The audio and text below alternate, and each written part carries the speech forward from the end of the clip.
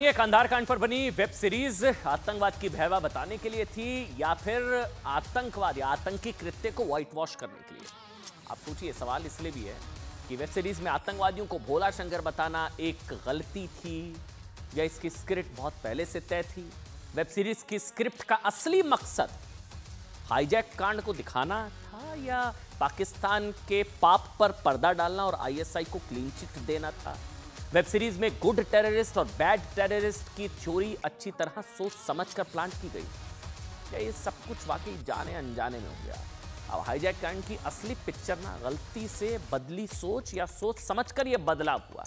ऐसे कई सवाल वेब सीरीज के रिलीज के बाद उठ रहे थे और इन सवालों को वेब सीरीज के डायरेक्टर अनुभव सिन्हा के व्यवहार, कल जिस तरह का पत्रकारों के साथ व्यवहार अनुभव सिन्हा का और नसीरुद्दीन के बयान ने मजबूत किया।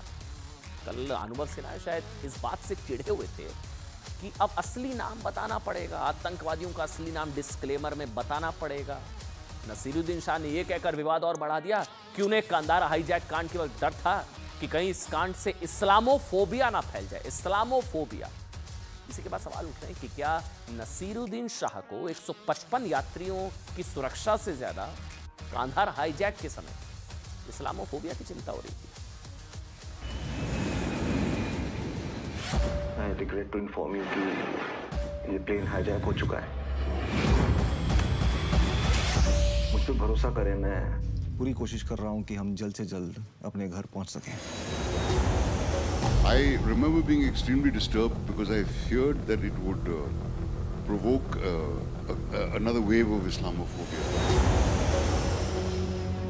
क्या ज्यादा इम्पोर्टेंट है, हिस्ट्री जो बाद में पढ़ी जाएगी या हमारे लोग जो IC-814 में फंसे हैं? सीरीज देखिए, बात नहीं कर सकता आपसे, आपने सीरीज ही नहीं देखी है। उसने बहुत 2-3 बार इस्लाम धर्म अपनाने को भी बोला कि आपके जो हिंदू धर्म है वो हमारे इस्लामियों को वो कर रहे हैं, आपको इस्लाम अपनाना चाहिए। ना उनको जो 200 वहाँ पर पैसेंजर्स हवाई जहाज में थे उनकी जानों की चिंता थी, लेकिन उनको अगर चिंता थी तो इस्लामोफोबिया की चिंता थी। हर बात को धर्म के आधार पे देखते नहीं, पर जो पाप है वो पाप है। आज से 10, 12, 20 साल के बाद जो लोग देखेंगे वो समझेंगे कि ये हाईजैकिंग जो है वो हिंदुओं ने करवाई, इसके पीछे पाकिस्तानी टेररिस्ट नहीं है। I don't think I feel very comfortable with this kind of arrangement. और ध्यान से सुनिएगा, कल आईएनबी मिनिस्ट्री सरकार की जबरदस्त फटकार के बाद नेटफ्लिक्स कांधार कांड के हाईजैकर्स के असली नाम बताने के लिए तैयार हो गया डिस्क्लेमर में।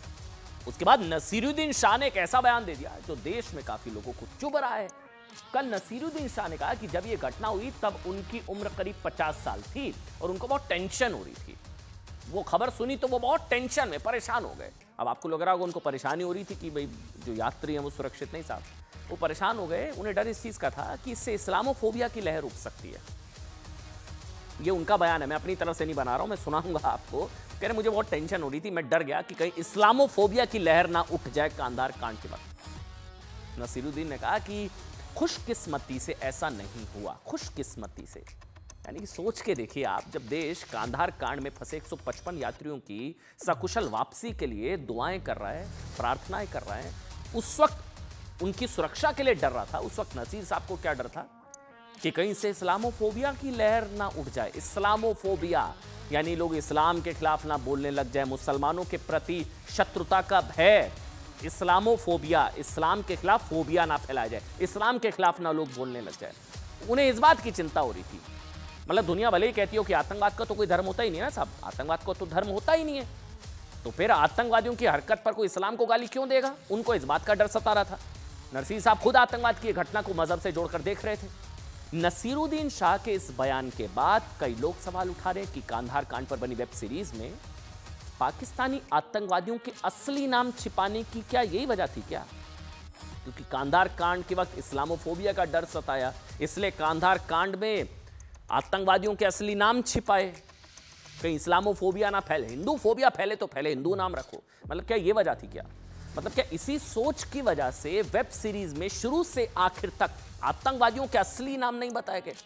आपने देखी सीरीज, उसका मतलब आप सोचिए कि कहीं असली नाम बताने से इस्लामोफोबिया ना फैल जाए। क्या इसलिए आतंकवादियों को अंत तक भोला और शंकर बनाकर रखा गया? अब नसीरुद्दीन शाह के इस बयान के बाद कहा जा रहा है कि नसीरुद्दीन ने गलती से सीरीज फिल्म बनाने वालों की सोच को उजागर कर दिया। इस्लामोफोबिया का डर इसलिए छुपा दिए क्या नाम, असली नाम नहीं बताए। अच्छा, यह भी कहा जा रहा है कि नसीरुद्दीन शाह ने बता दिया कि फिल्म की स्क्रिप्ट क्यों इस तरह लिखी गई जिससे लगे कि हाईजैक कांड में पाकिस्तान का कोई रोल नहीं था, पाकिस्तान के पाप पर पर्दा डाला गया।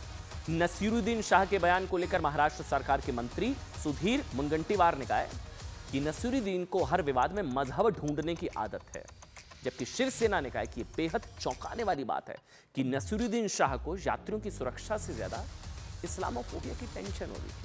सुनिए। अफजल खान औरंगजेब को तो हर दिन जगाने के बाद भी इनके पाप कम नहीं होते। तो हर बात को धर्म के आधार पे देखते नहीं, पर जो पाप है वो पाप है।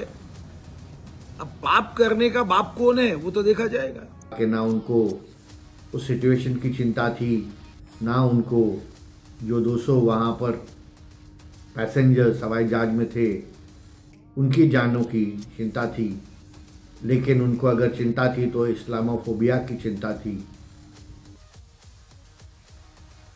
I was about 50 when this happened, end of the previous century. I remember being extremely disturbed because I feared that it would provoke another wave of Islamophobia, and luckily at that time it didn't. But I remember feeling terribly concerned about the situation. I was about 50 when this happened, end of the previous century. I remember being extremely disturbed because I feared that it would provoke another wave of Islamophobia, and luckily at that time it didn't. But I remember feeling terribly concerned about the situation. I was about 50 when this happened, end of the previous century. I remember being extremely disturbed because I feared that it would. मतलब Islamophobia, सवाल यह भी कि Netflix के लिए सिर्फ इतना काफी है कि वो वेब सीरीज में आतंकवादियों के असली नाम बताए, क्योंकि आतंकवादियों के नाम शंकर और भोला बताए जाने से ज्यादा खतरनाक आरोप तो वेब सीरीज में आतंकवाद पर पाकिस्तान के पाप पर पर्दा डालना, आईएसआई को क्लीन चिट देना, भयानक दुष्प्रचार से भरी वेब सीरीज IC-814 में कई ऐसी बातें जिन्हें लेकर कहा जा रहा है कि खुद आईएसआई भी कांधार कांड पर अपनी छवि अच्छी दिखाने के लिए इससे अच्छी फिल्म नहीं बना सकती थी। लोग इस तरह भी लिख रहे हैं, आज कई रिपोर्ट्स इस तरह की है। आईएसआई की पूरी PR इसमें की गई है पाकिस्तान की, मतलब अच्छी तरह से पाकिस्तान के पाप पर पर्दा डालने का काम किया गया है, जैसे सीरीज ने किया। ये मैं नहीं कह रहा हूं, इस तरह की कई रिपोर्ट्स हैं, आप पढ़िए।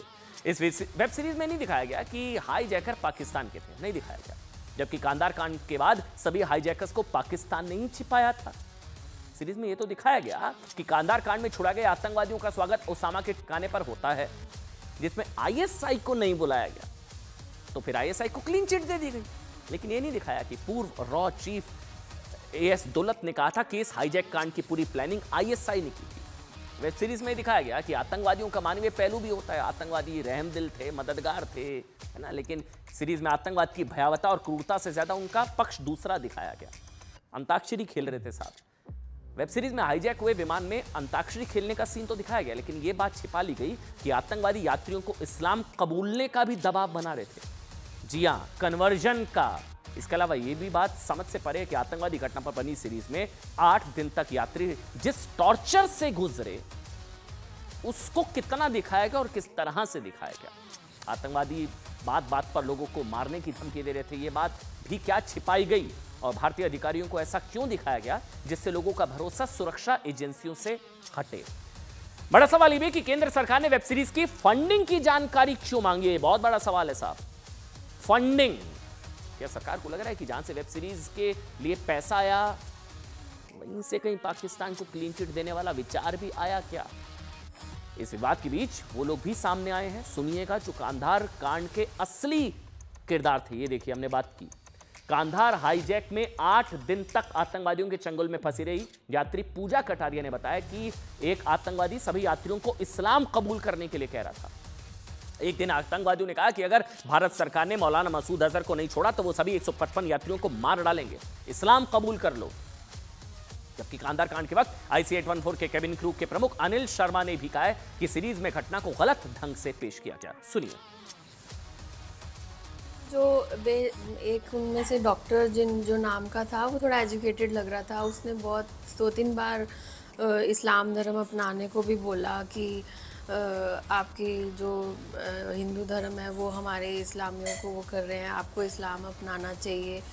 डर के मारे या इसके मारे अपनाया तो किसी ने भी नहीं, बट सुना और लगा भी हाँ अच्छा होता है इस्लाम धर्म, बट वो एक डर का माहौल था, इसीलिए सब कुछ हुआ। And this when it was so easily possible. I mean, they've changed the name of the captain, the co-pilot, and the flight engineer. Captain's name, of course, has been very cleverly kept close to the original one because he's a favorite of the script writers, or what may I say.